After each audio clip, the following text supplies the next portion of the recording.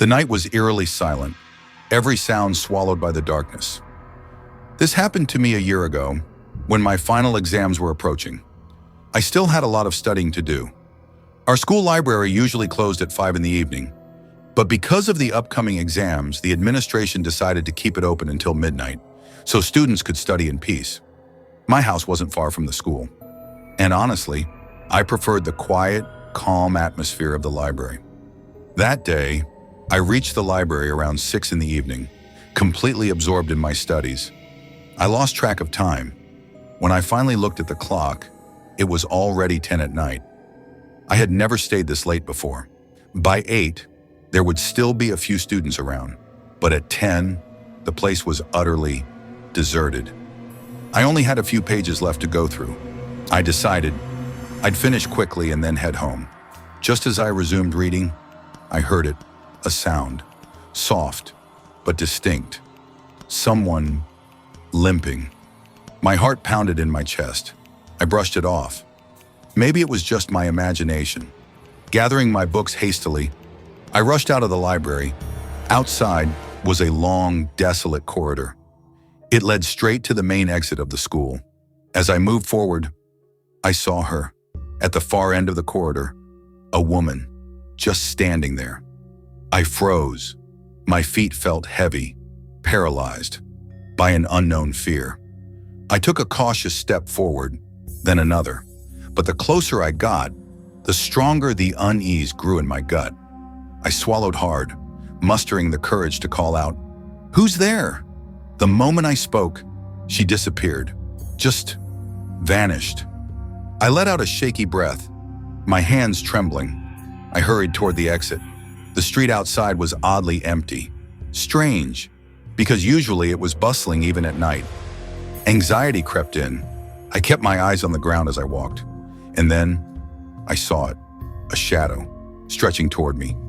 But there was no one around. A chill ran down my spine. Slowly, hesitantly, I lifted my head. A woman, walking ahead of me. Her movements, unnatural, like she was struggling to walk. I didn't want to get closer, but within moments, I had caught up to her. Then, I saw her clearly. Her clothes, torn, filthy. Her hands and feet twisted at odd angles. Her hair, a tangled mess. I stopped. My instincts screamed at me, "Stay away." I couldn't move. I couldn't even gather the courage to walk past her. And then she stopped. Slowly, she turned her head towards me, her voice a low whisper. "Have you seen my daughter?" My throat went dry. I was too terrified to speak. I didn't know what to do. With a shaking hand, I pointed in a random direction. She's over there." For a moment, she just stared at me.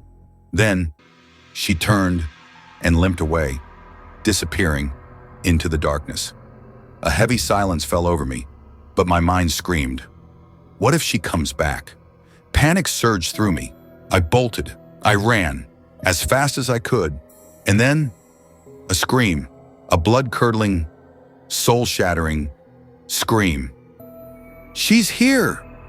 And after that, everything went black. When I woke up, I wasn't on the street anymore. I was at my neighbor's house. He told me he found me unconscious on the road, brought me home.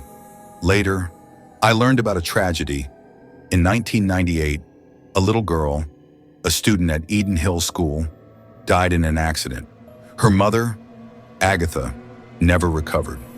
Grief consumed her, and eventually, she met a tragic, mysterious end herself.